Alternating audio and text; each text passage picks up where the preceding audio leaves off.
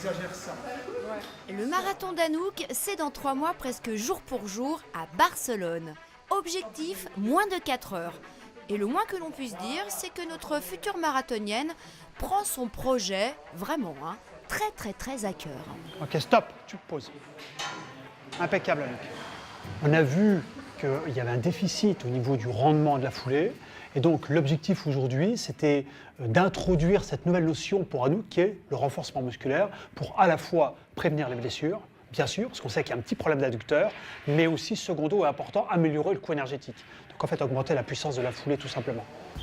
Donc, tu vois, cet exercice, par rapport à ta fragilité d'adducteur, tu as tendance à faire un peu des contractures sur ces muscles-là, eh bien, c'est extrêmement important. Ça va te permettre de les assouplir, ces adducteurs, et puis aussi de les renforcer.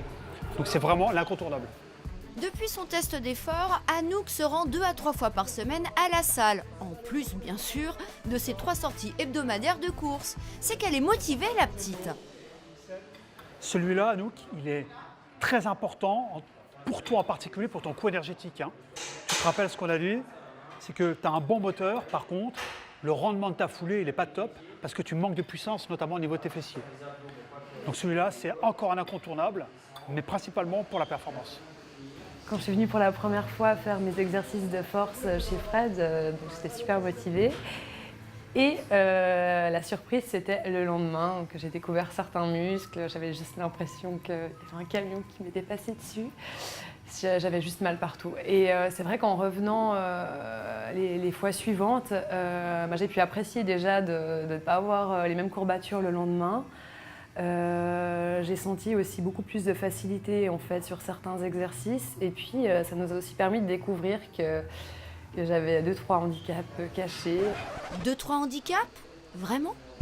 On voit que tu as quand même un gros déséquilibre entre l'extension de ta hanche droite et de ta hanche gauche.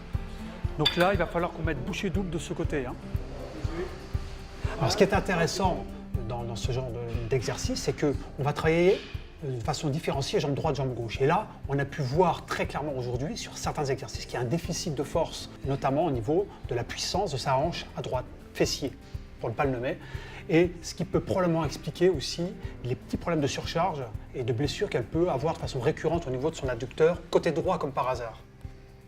Une jambe où je me blesse, en fait, à chaque fois, c'est sur la jambe droite que j'ai des blessures. Et maintenant, je sais que ça va me permettre, en fait, en compensant et en mettant les bouchées doubles sur ce côté-ci, de me protéger et de prévenir, en fait, les futures blessures.